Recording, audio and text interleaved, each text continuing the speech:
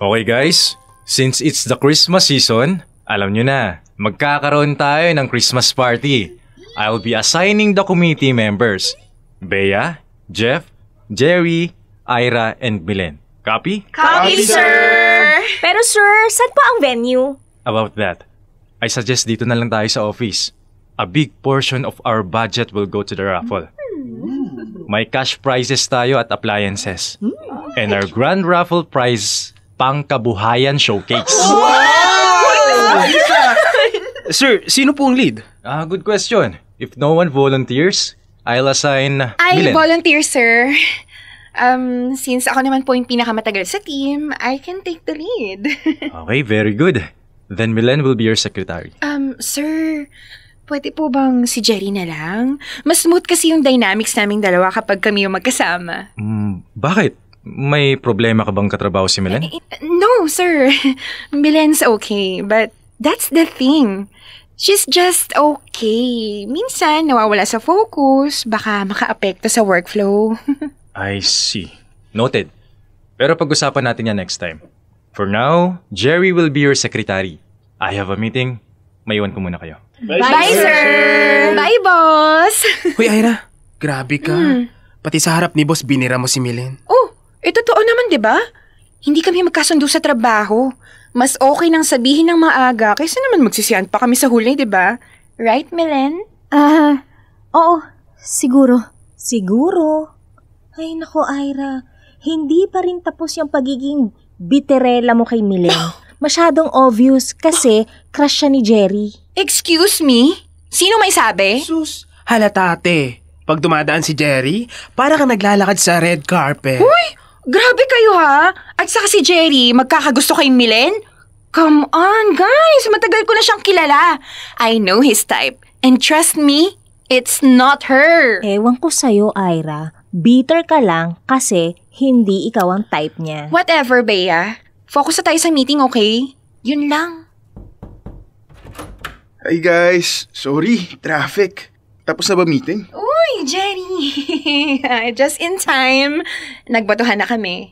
Ako ang lead ng committee. And guess what? Ikaw ang right hand ko. Ha? Nagbotohan? Tapos, ikaw ang nanalo? Siya lang din ang bumoto sa sarili niya. Oh, may reklamo ba kayo? Kung ayaw nyo, edi kayo yung mag-lead. Hindi na, te. Sa'yo na yan. Alam naming hindi ka rin mapipigilan. Thought so? Okay, edi game. Let's start the meeting. Christmas party planning starts now.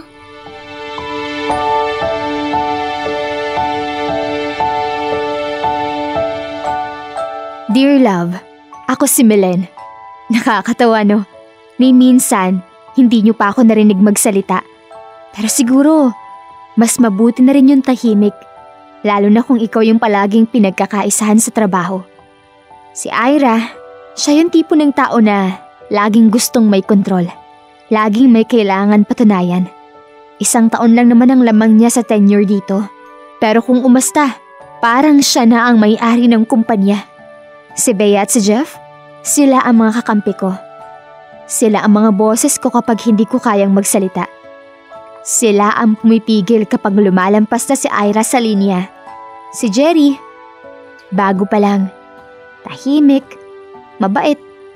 Sabi ni Bea at Jeff, type daw ako ni Jerry. Pero kung ako ang tatanungin mo, mas halata kung sino talagang may gusto sa kanya. Si Ira, hindi man niya aminin, pero ramdam mo sa bawat galaw niya. Ako? Bakit hindi ako lumalaban? Siguro kasi hindi ako pinalaking palaban. Sabi ng magulang ko, kapag alam mong tama ka, hindi mo kailangan sumigaw para mapansin. Kaya, hinahayaan ko. Tahimik lang ako. Trabaho lang. Gagawin ko ng maayos, hindi para sa kanila. Pero para sa sarili ko. Pero minsan, napapaisip ako, hanggang kailan ako mananahimik?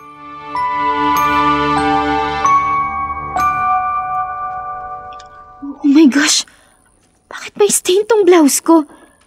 Kakalaba ko lang nito. Hindi ko pa nga nagagamit. Alam mo, bago ako pumasok kanina, nakita ko si Ira. Galing sa locker area. May hawak pang kape. So, you do the math. Ayun na yun. Hindi malabo. Sigurado ba kayo? Baka naman aksidente lang. Girl, coincidence kung hindi siya. Kape, locker, tapos ikaw lang naman ang may damit dyan. At saka, di ba, lagi niyang pinupuri na may halong pangaasar yung blouse mo. Ay, ang ganda. Saan mo nabili? Pero may kasamang ngisi. Classic insecure move. Ay, naku. Gift pa naman to ni Mama.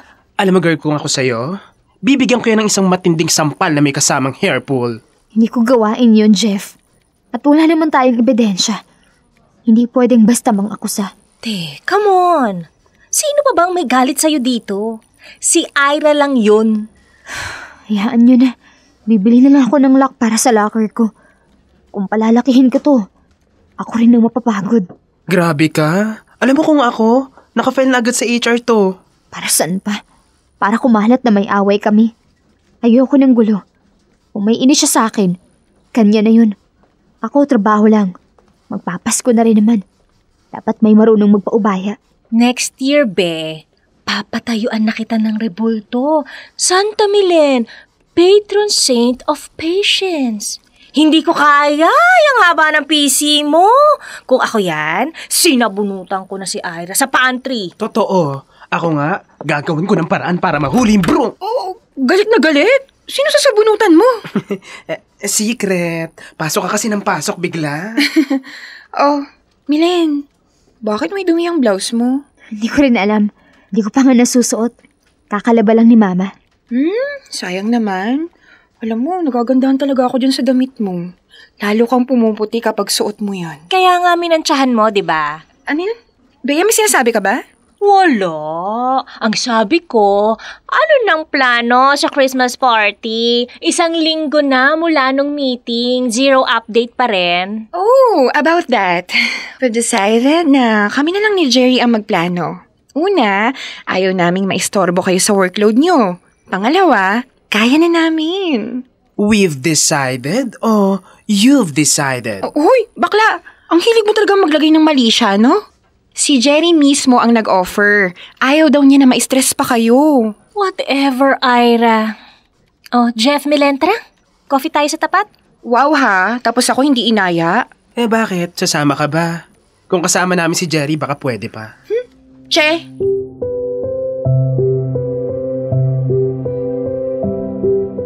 Totoo. Madalas, parang akong napagdidiskitahan ni Ira.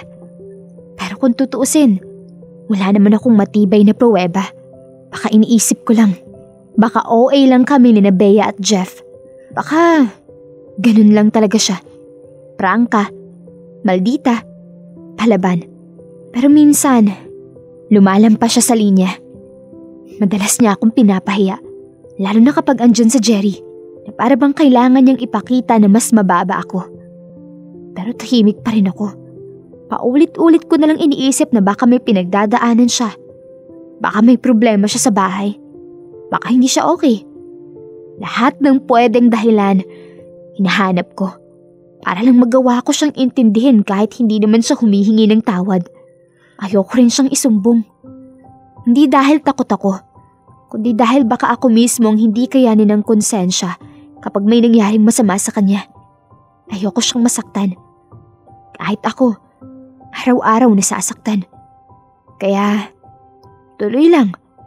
Tahimik, trabaho, uwi, tulog. Walang nababago. Kahit sa loob ko, may nababasag araw-araw.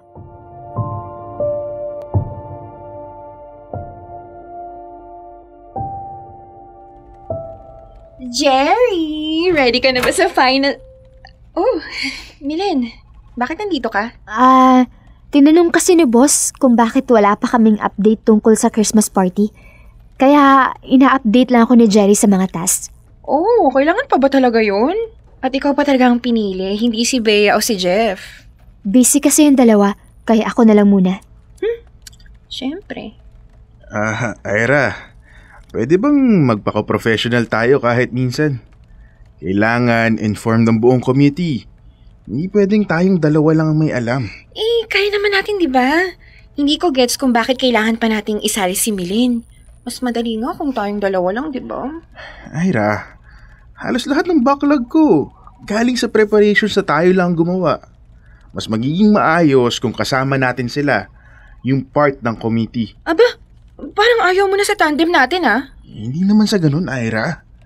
Pero kapag may sablay, hindi lang sila Milen ang mapapagalitan. Pati tayo. Ano ba, Jerry? Bakit ba parang eager ka na isama si Milen? Anong pinagsasabi mo? Sige nga, aminin mo. May gusto ka ba kay Milen? Ira, Ira, kilabutan ka naman sa sinasabi mo. Nasa trabaho tayo. Hindi naman to teleserye. Mukha naman kasing maitinatago ka. Aminin mo na kasi, di ba? Type mo siya. Ira, girlfriend ba kita para magpaliwanag ako sa'yo? Ano bang problema mo, ha? Wow! Grabe ka naman mag-react, ang OA mo. OA? Alam mo ako sinong OA? Ikaw. Napaka-unprofessional mo. Lalo na pagdating kay Milen. Halos lahat ng issue mo, siya ang pinagbubuntungan mo. Jerry, tama na. Okay lang. Hindi naman namin kailangan. Milen, hindi okay. Hindi normal na tratuhin kang ganyan. Tsaka, hindi mo deserve yan. Alam mo, Jerry, kung ayaw mo akong kasama, madali lang naman ako kausap eh. Di wag. Tama na to. Magsama na lang kayo ni Milen.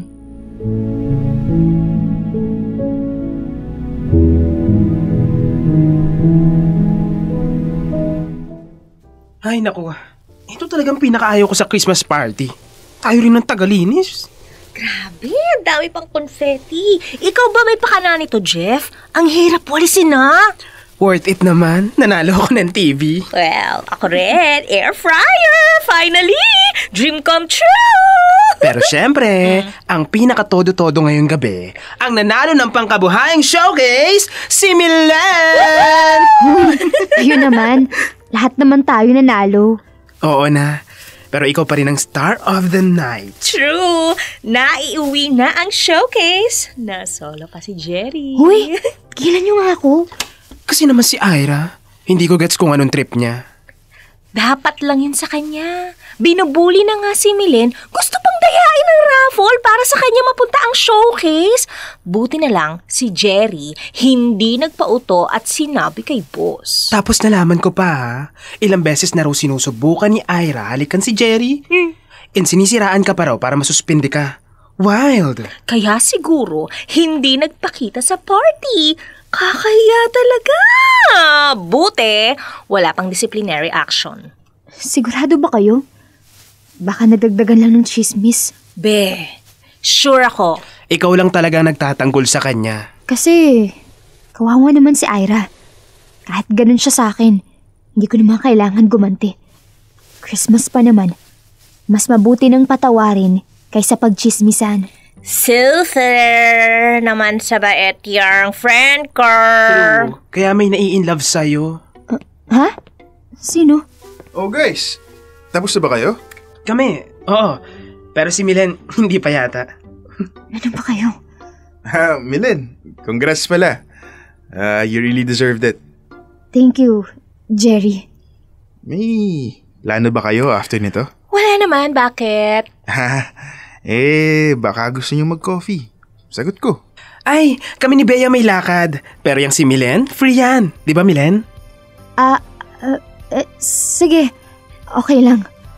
We wish you a Merry Christmas!